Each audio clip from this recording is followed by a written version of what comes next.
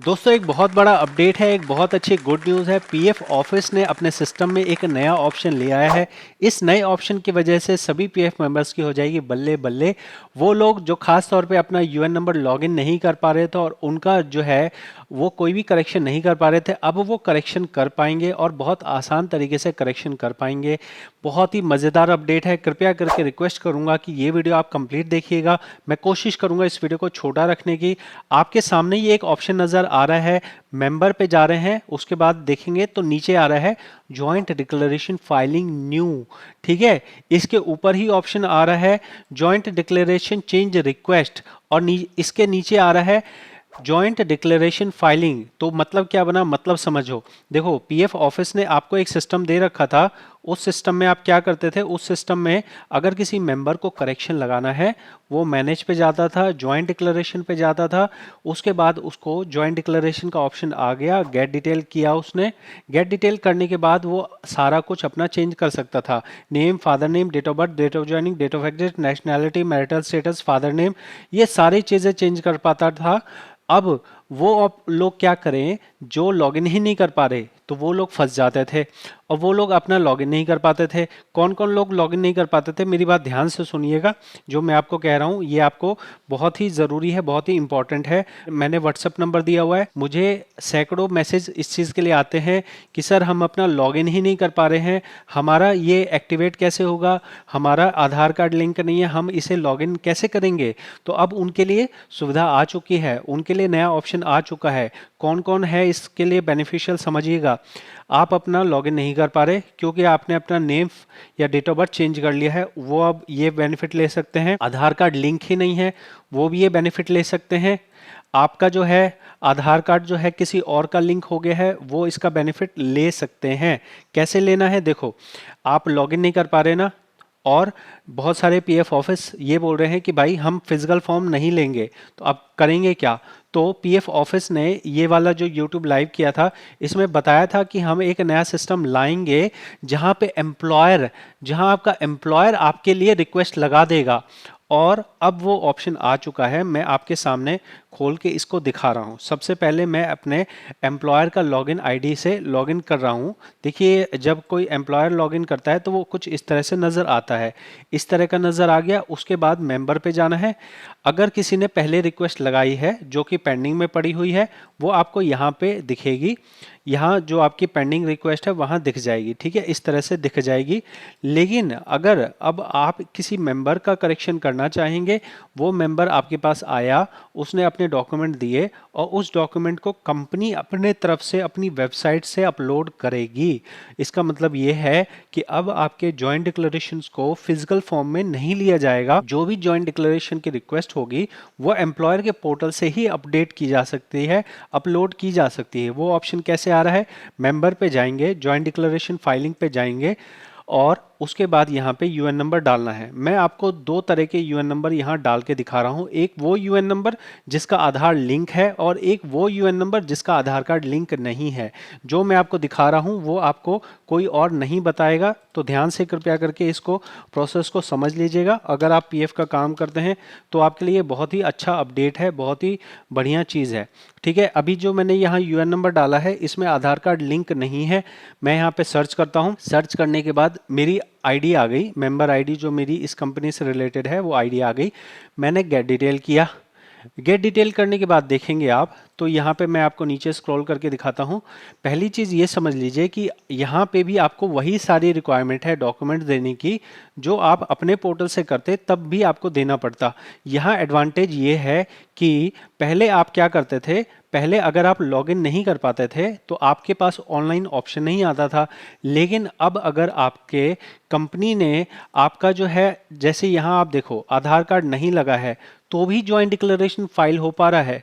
पहले केस में ये आपके पास ऑप्शन ही नहीं आ रहा था। अगर आपका by chance date of birth गलत आपने कर दिया है, चेंज कर दिया है, आप खुद से लॉगिन नहीं कर पा रहे, लेकिन आपका एम्प्लॉयर लॉगिन कर पाएगा और रिक्वेस्ट भी लगा पाएगा। तो यहाँ देख लीजिए आधार कार्ड नॉट अवेलेबल है और हमने यहाँ इसे चेंज करने के लिए रिक्वेस्ट हम लगा सकते हैं। तो हम क्या करेंगे, यहाँ पे हम यहाँ पे टच करेंगे, हम अपना आधार नंबर एंटर कर देंगे। ये मैंने आधार कार्ड एंटर कर दिया। उसके बाद देखेंगे तो बाकी सभी चीज़ें आपको वैसी की वैसी ही मिलेंगी। उसके बाद क्या होगा, उसके बाद आप यहाँ पे नीचे जाएंगे, नीचे जाके आई एग्री कर देंगे। आई एग्री करने के बाद प्रोसीड करेंगे, ठीक है। प्रोसीड करने के बाद यहाँ पे कह रहा है वैलिड आधार नंबर डालिए। तो यहाँ पे तो मैं वैलिड आधार नहीं डाल रहा हूँ, तो वैलिड आधार कार्ड नंबर डालने से आपकी ये रिक्वेस्ट आगे चली जाएगी। आगे जाके क्या होगा वो मैं दिखाता हूं। देखो, एक तो ये यूएन नंबर मैंने आपको दिखा दिया जिसमें आधार कार्ड लिंक नहीं है। तो अब अगर आपको मान लो आधार लिंक नहीं है तो सिंपल सा क्या करना है, आधार कार्ड का फोटोकॉपी, पैन कार्ड का फोटोकॉपी, 10th का सर्टिफिकेट, ड्राइविंग लाइसेंस, जो भी डॉक्यूमेंट रिक्वायर्ड है वो सारे आपको लेके जाने हैं। और आपको मैं बता देता हूँ, देखो मैं कंप्लीट सोचता हूँ, कंप्लीट आपको जानकारी दे दूँ ताकि आपको जो है और कहीं भटकना ना पड़े। फॉर्म, ठीक है, ये मैं आपको दिखा रहा हूँ। जो आपकी रिक्वायरमेंट है उसके हिसाब से डॉक्यूमेंट लेके जाइए कंपनी के पास, और कंपनी के आईडी से ये अपडेट हो जाएगा। देखो, अपलोड करना है। अगर मान लो नाम गलती है तो नाम में ये सभी डॉक्यूमेंट्स लेके जाने हैं, ठीक है। उसके बाद मान लीजिए फादर नेम गलत है, फादर नेम के लिए नीचे लिस्ट दे रखी है, ये फादर नेम के लिए लिस्ट दे रखी है। पासपोर्ट, राशन कार्ड, आधार कार्ड, पैन कार्ड, ये सब बाद में और इसमें ऐड किया गया था। तो जो ऐड किया गया है डॉक्यूमेंट्स वो भी आप ले जा सकते हैं, ठीक है। डॉक्यूमेंट समझ गए? तो ये सब डॉक्यूमेंट लेके कंपनी के पास जाओ, कंपनी इसको ऑनलाइन ही रिक्वेस्ट लगा देगी। और इसमें एक बहुत अच्छी चीज़ हो रही है जो मैं आपको दिखा रहा हूँ।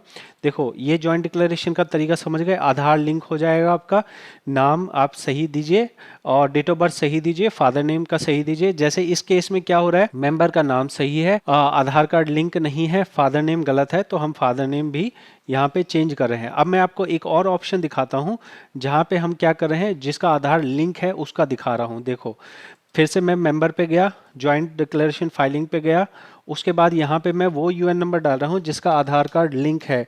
अगर आधार कार्ड लिंक है तो वहाँ पे क्या ऑप्शन आ रहा है, देखो सर्च पे गया, यहाँ पे गेट डिटेल किया, मैंने गेट डिटेल कर दिया।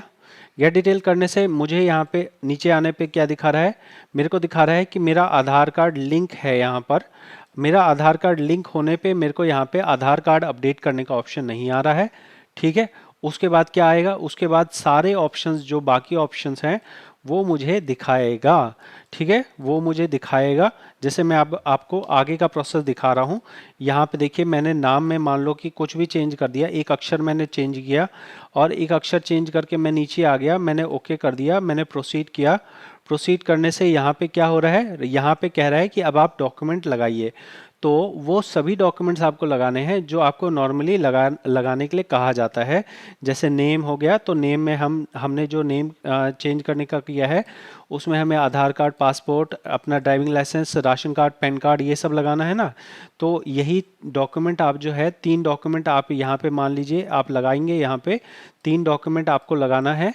और 3 डॉक्यूमेंट लगाने के बाद अब जो अच्छी चीज़ है वो समझो, आप अपने तरफ से रिक्वेस्ट भेजते हो तो कंपनी को डीएससी से इसे अप्रूव करना होता, ई साइन से अप्रूव करना होता है। लेकिन जब रिक्वेस्ट यहाँ से लगाई जा रही है, जब रिक्वेस्ट यहाँ से लगाई जा रही है तो रिक्वेस्ट सीधे पीएफ ऑफिस के पास जा रही है। कंपनी क्योंकि अपने आईडी से ही कर रही है तो कंपनी से अप्रूवल की ज़रूरत ही नहीं पड़ रही है।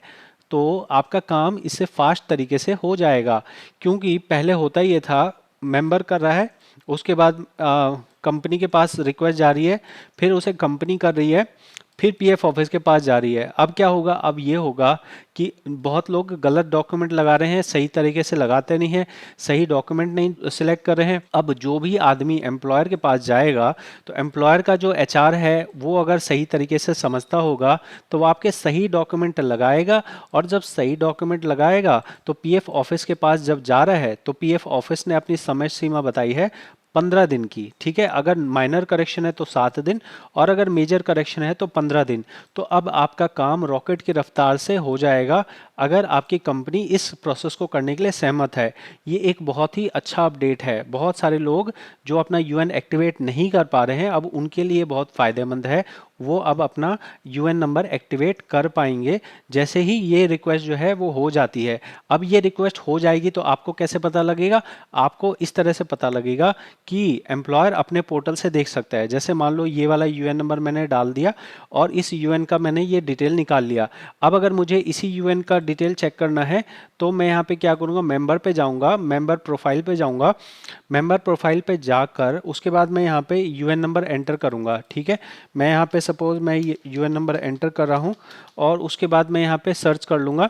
सर्च करते ही मेरे पास इस यूएन से रिलेटेड डिटेल्स खुल जाएंगी और फिर मेरा एम्प्लॉयर देख पाएगा कि भाई साहब ये जो हमने रिक्वेस्ट लगाई थी वो मॉडिफाई हो गई है या नहीं हो गई है। जैसे ही रिक्वेस्ट मॉडिफाई होगी आप अपना लॉगिन भी कर पाएंगे, आपका जो अगर एक्टिवेट नहीं हो रहा था एक्टिवेट भी कर पाएंगे, नाम या डेट ऑफ बर्थ में जो करेक्शन हो गई थी वो ठीक होते ही आप फॉरगेट पासवर्ड भी कर पाएंगे। तो ये सारी अपडेट्स, ये वाली जो मस्त अपडेट है ये बहुत ही अच्छी अपडेट है। अब इसमें चैलेंज क्या है, क्या ये सबके लिए बढ़िया बढ़िया है? चैलेंज अभी भी बहुत बड़ा है। चैलेंज बहुत बड़ा ये है कि उनका क्या होगा जिनकी कंपनी ही आपको कॉपरेट नहीं करती है।